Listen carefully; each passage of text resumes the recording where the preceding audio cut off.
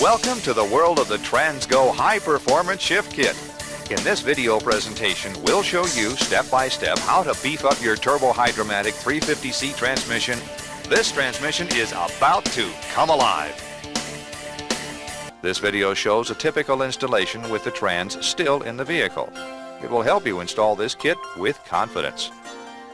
While you are watching this video, stop the tape often and read the instructions. The booklet has the specific instruction. Follow the booklet to the letter through the entire installation. During the installation, finish and review each step before moving on. When installing springs, follow the instruction sheet for customizing options, size, location, and color. When drilling holes, follow instructions for their location, size, and customizing options.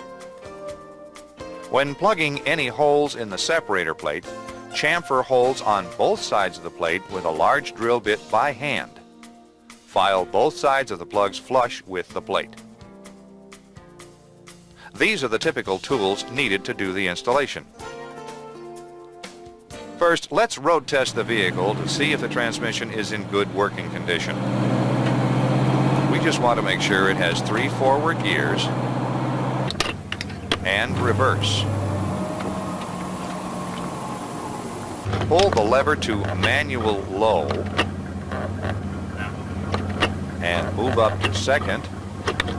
Now to the D position.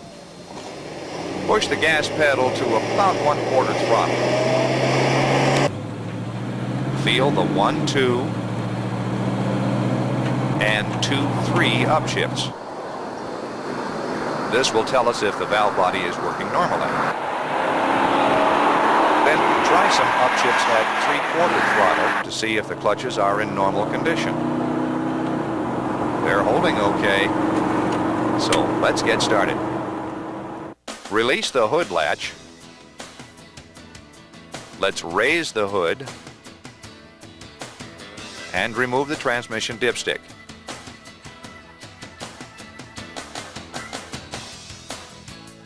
Remove the air cleaner and put it on the bench.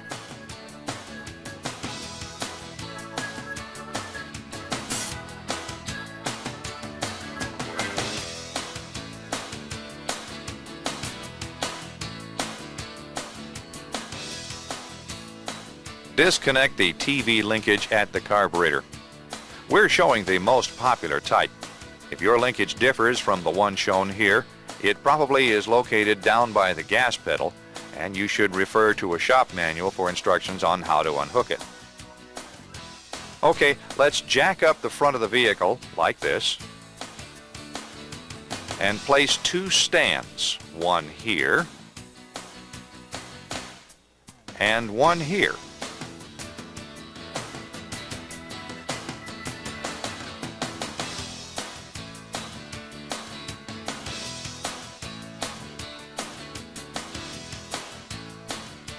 Now we can jack up the rear.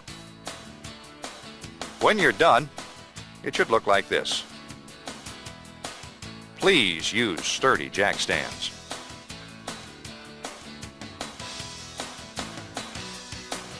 Before we go under the car, let's gather the required tools. We will need a 1/2 inch and a 3/8 inch socket. We need a 3/8 inch speed handle, long screwdriver, small screwdrivers, regular pliers, drain pan, and some wiping rags. Let's make sure you have the transmission that this kit fits. This kit fits all the rear-wheel drive 1980 up GM 350C with lock-up converter transmissions.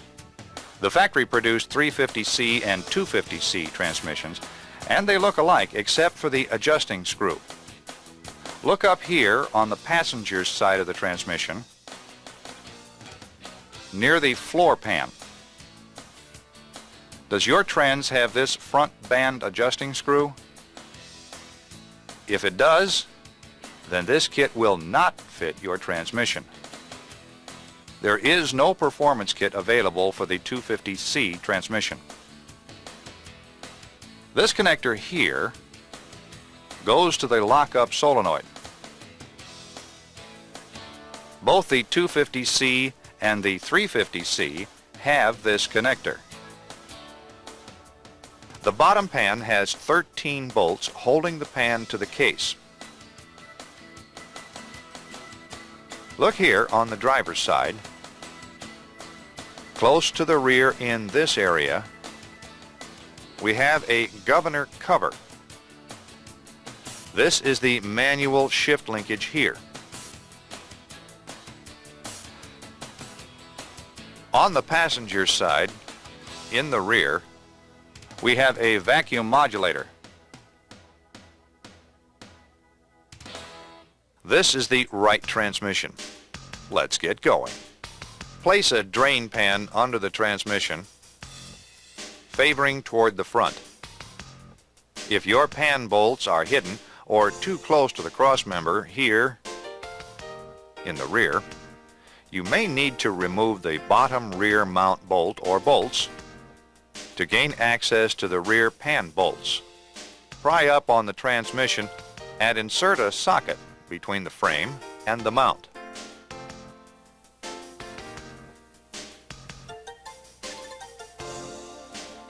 Now you can get to the bolts. With a 1/2-inch socket and a speed wrench, remove all the oil pan bolts except for one toward the rear, here. If necessary, pry the pan loose, then loosen the last bolt slowly and let the oil run over the front edge of the pan.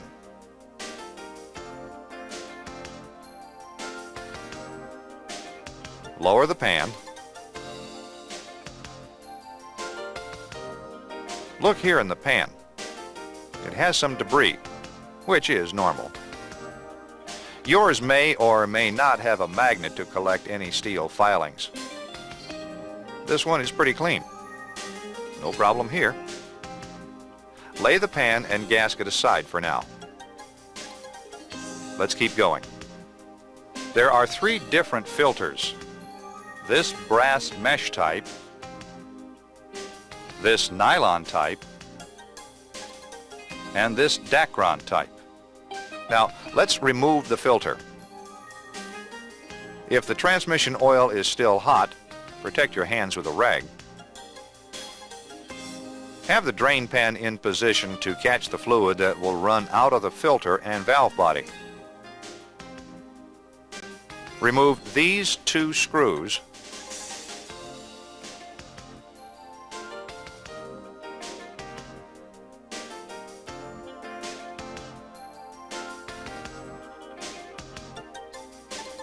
and lower the filter. Place the filter and screws into the transmission pan. Have a buddy move the shift selector to manual low. The drain pan still needs to be in place to catch the fluid that will drain from the valve body and transmission. Take a pencil and paper and make a simple drawing of the wire locations so you will be able to reinstall them correctly. Now, remove these 2 wire connectors here and here. Let's remove the 2 bolts holding the solenoid and put these in the pan.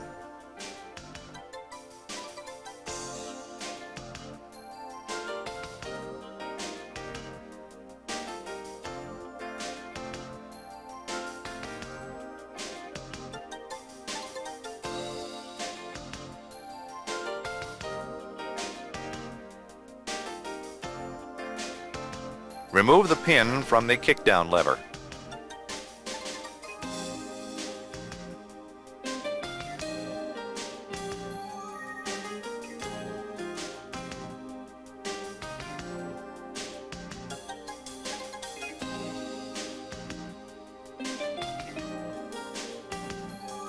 Remove this detent spring and roller like this.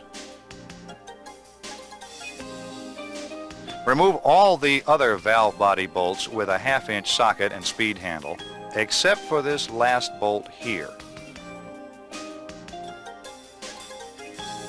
Now loosen this bolt about 1 or 2 turns. Let the fluid drain for a minute or 2. Finally, remove this bolt while supporting the valve body with the other hand. Disconnect the manual valve link as you lower the valve body. Turn the assembly over and lay it in the pan. Take a pan bolt and screw it into this hole finger tight. Now let's remove the other 3 bolts holding the auxiliary lockup valve body.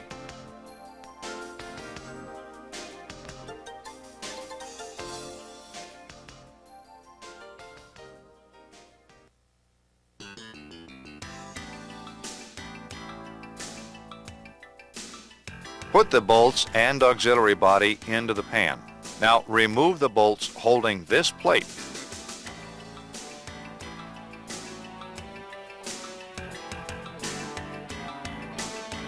Now we can remove the temporary bolt from the separator plate and lower it. There are 5 check balls on the top of the plate. Don't worry, the kit furnishes new balls, and the instructions and video show where they go. Lay these parts in the pan. If the intermediate servo piston came out when the valve body was lowered, that's okay. If not, pull down on this pin to remove the intermediate servo parts, like this.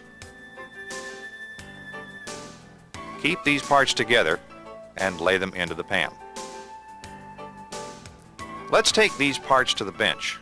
Clean these parts and lay them out. Now we'll assemble the intermediate servo like this. Install the washer on this end. Now install the piston. Insert the spring seat onto the tapered end of the pin and then the spring.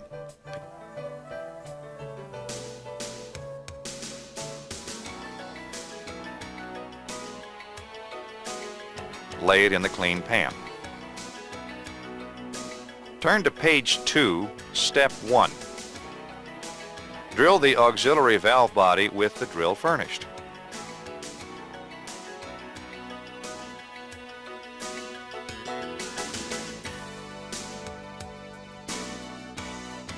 Go to step 2 and remove the roll pin.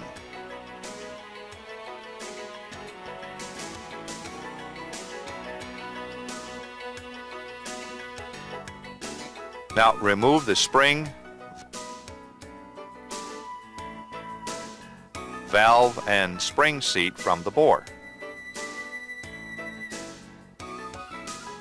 Clean the bore.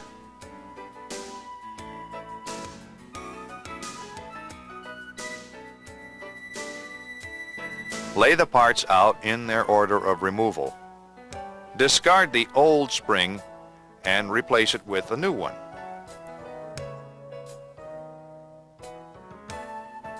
Assemble the spring seat onto the valve. Install the valve with the seat into the bore. Insert the spring into the bore. Using a pair of external pliers like these, push in on the spring and install the roll pin here. Before we install this next spring, listen up. Read this first. Gear command. Gear command allows a shift lever backshift to low gear at any speed. This feature should not be installed in heavily loaded commercial trucks. Although the video shows the gear command installation as part of the regular instructions, the gear command parts and instruction in this kit are in a separate package.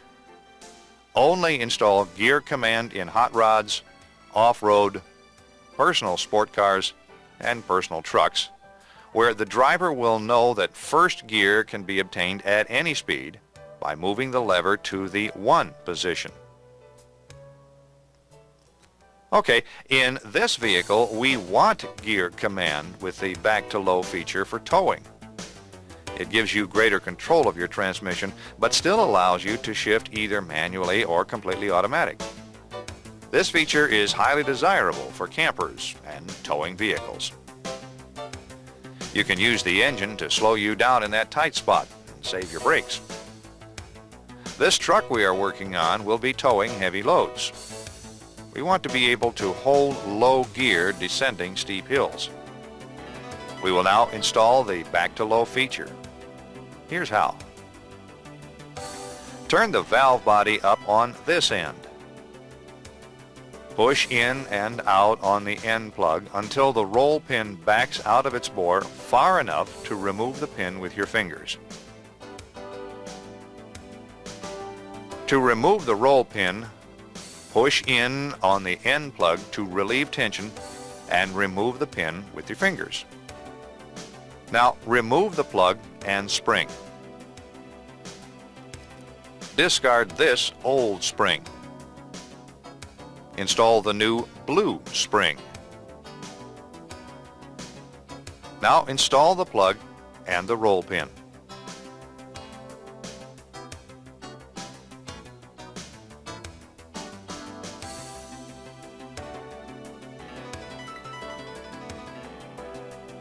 The 1-2 shift train does not need to be removed. Go to the 2-3 shift train and remove the roll pin. Again, push in and out on the end of the aluminum sleeve until the pin backs out of its bore. Remove tension by pressing in on the aluminum sleeve and pull out the pin with your fingers. Now remove the aluminum sleeve assembly and then the large spring. Disassemble the aluminum sleeve and clean.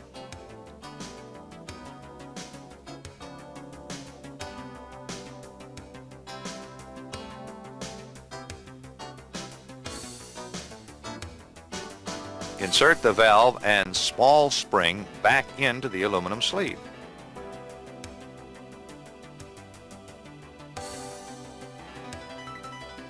Discard this old spring. Install the new tapered spring with the small end first.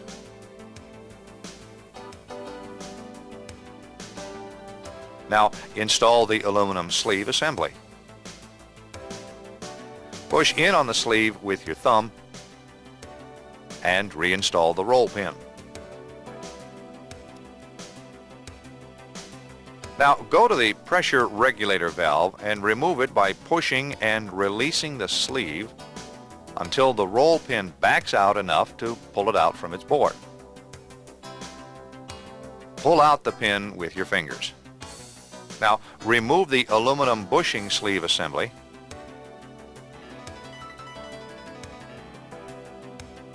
and then the large spring. Finally, remove the pressure regulator valve using a small screwdriver to work the valve out like this.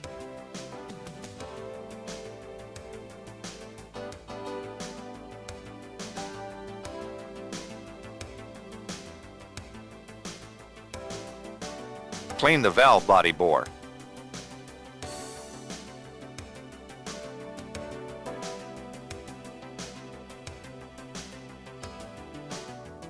Then disassemble the aluminum bushing and clean the parts.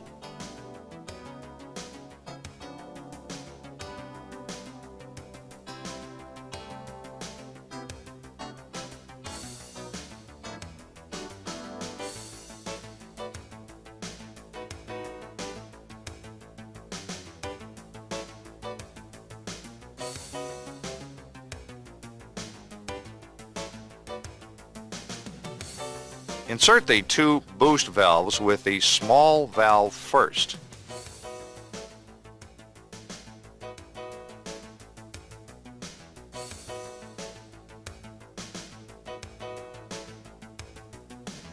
Then the larger valve, small land first.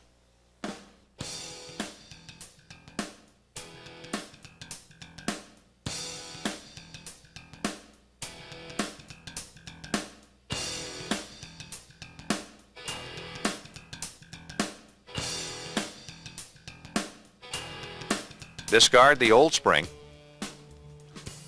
Our truck is going to be used for towing, so we will use the red spring for this installation. Install the valve.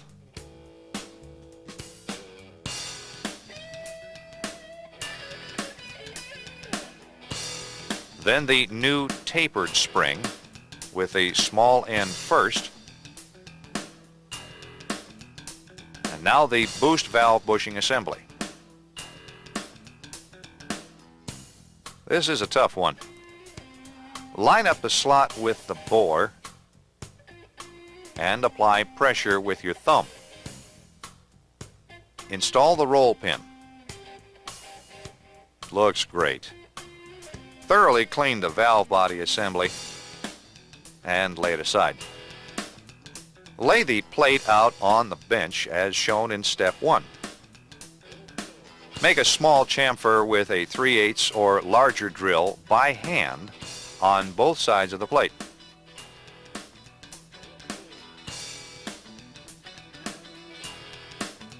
While holding the plate down against a cement floor, insert the aluminum plug furnished into the hole and hit it 2 or 3 times with a light hammer.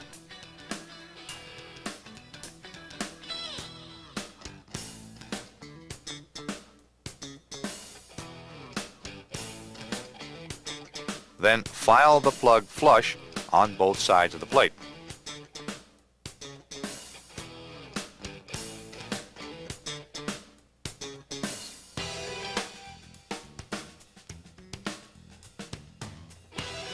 Step 2. Enlarge these 4 holes with the drill furnished.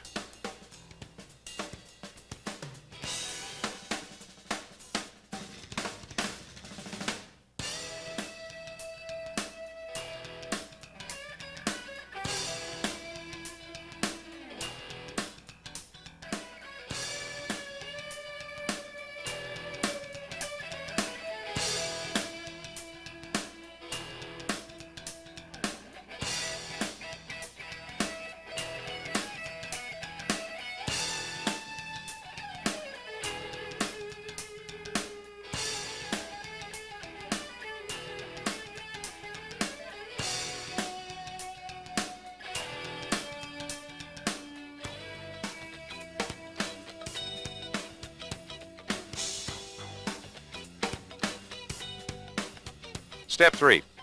Smear a little oil on this side of the plate and stick the largest gasket onto it.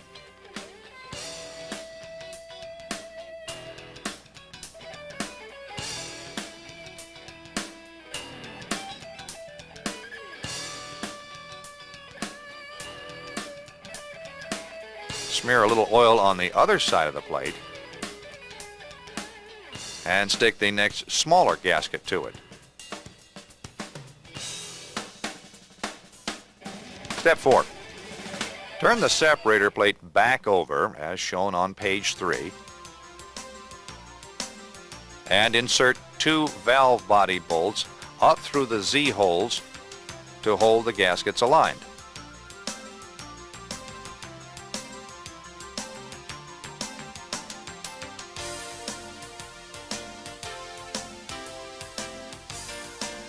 Now remove the Z-bolts and go to step 5.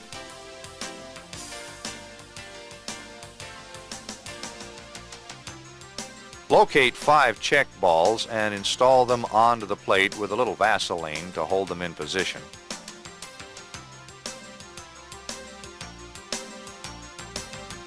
Here, here, here, here, and here.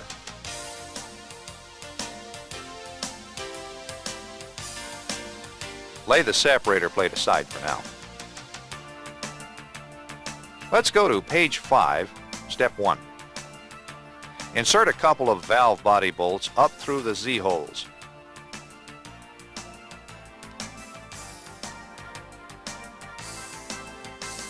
Place the small valve body gasket furnished onto the valve body. Step 2. Place the new plate that does not have a slot against the valve body gasket.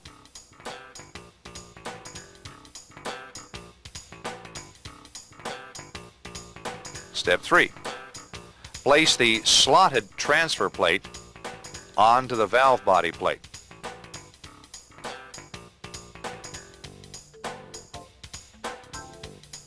Let's go back onto the vehicle with these valve body parts. Install the intermediate servo assembly like this. Install the spring onto the tapered end of the pin. Go to step 2 on page 4. Place the plate with its 2 gaskets against the case. Align the plate and gaskets using these 2 Z-bolts.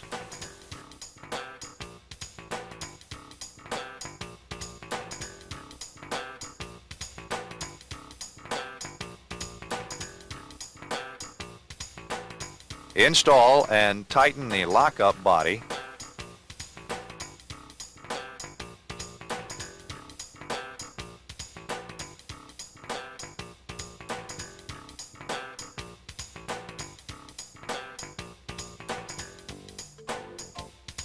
After tightening the bolts, use a razor blade to cut the valve body gasket off as shown in step 3 on page 4.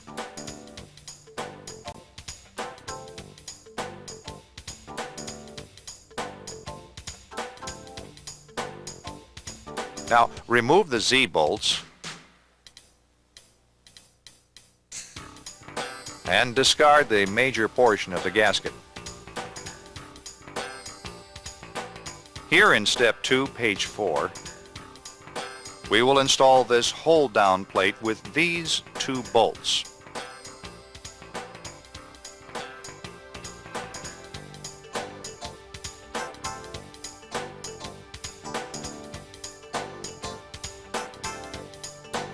Okay, let's install the valve body. Make sure the manual valve is installed into the valve body. While pushing the valve body up into position, insert the link into the selector lever and then into the manual valve.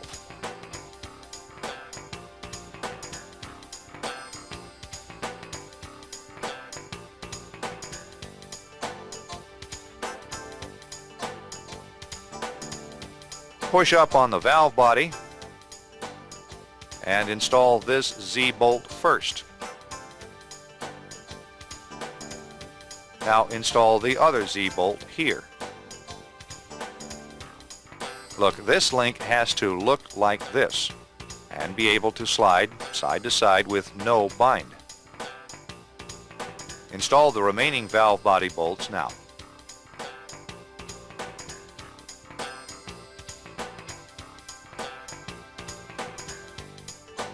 Don't forget to put the electrical wire bracket here. Install the detent roller and spring.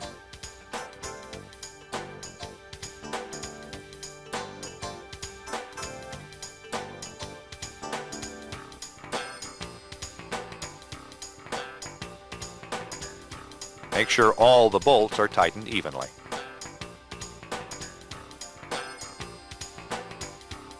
Find the solenoid and its mounting bolts.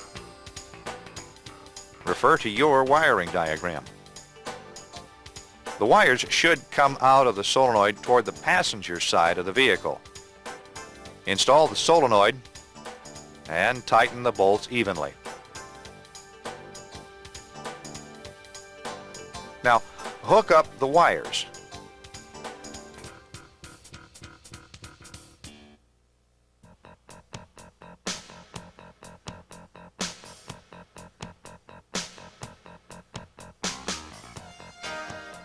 Reinstall the kickdown lever at this time.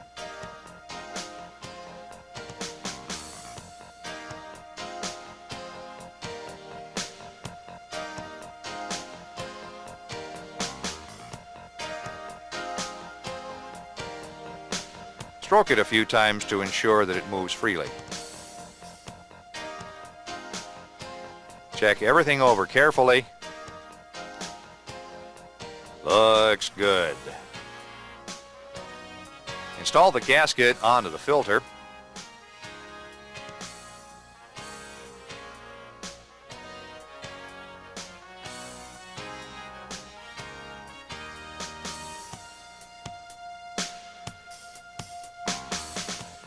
And install it with the 2 screws.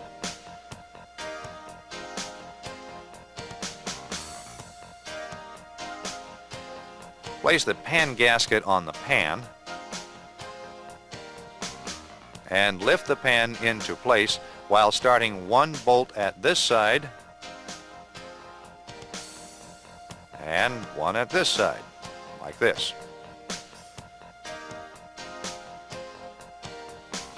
Finish starting all the bolts in a few turns.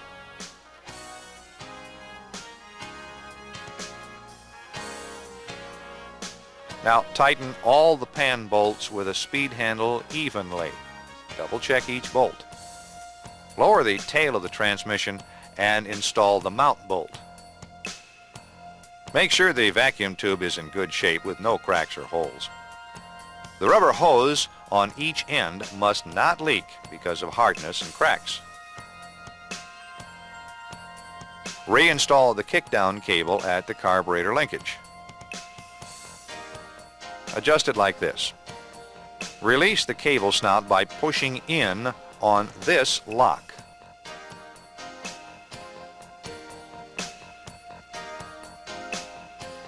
Now, have a buddy floorboard the gas pedal. Check to see if this tab is against this stop. If not, bend this bracket here until the tab is against this stop. Still have your buddy hold the gas pedal to the floor while you release this lock tab. Now push or pull this snout away from the carburetor until it stops. Now release this lock tab. This is how maximum kickdown is achieved. If you have unhooked the carburetor springs, hook them up now. Install the air cleaner.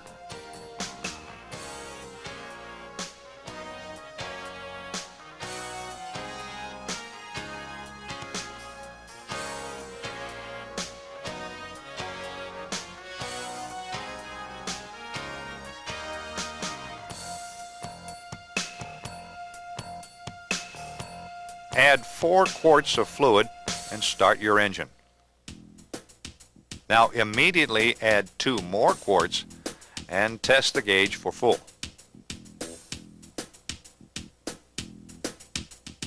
Add until it's about a pint low, then road test. After it warms up, we'll check it again. While the vehicle is still in the air, hold the brake and run through the gears from park to reverse, neutral, D, second, and now first. Let's move the selector to D and accelerate, checking for upshifts. As it shifts, watch the speedometer change speeds. There's the 1-2 shift and the 2-3 shift. Okay, we can lower the car.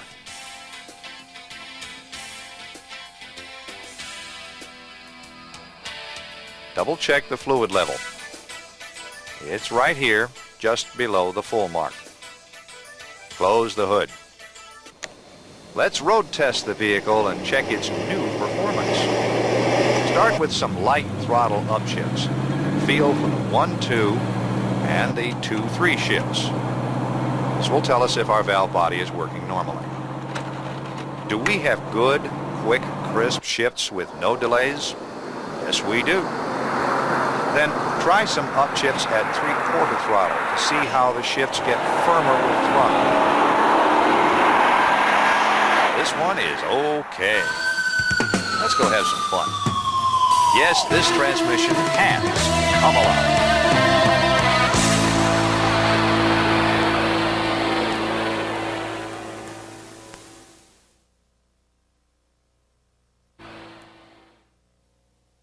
This 350C Performance Shift Kit is very versatile. If you have a car like this with low gears, you can expect this kind of performance. Whether you are a serious off-roader, or a hunter, or a fisherman, or a contractor, this kit gives the shift feel you want, and the Gear Command feature puts you in control. Yes, you can have the gear you want when you want it, and still delivers full automatic shifts in the drive position. We thank you for using TransGo products and look forward to serving you again with any of the other products that you may want or need.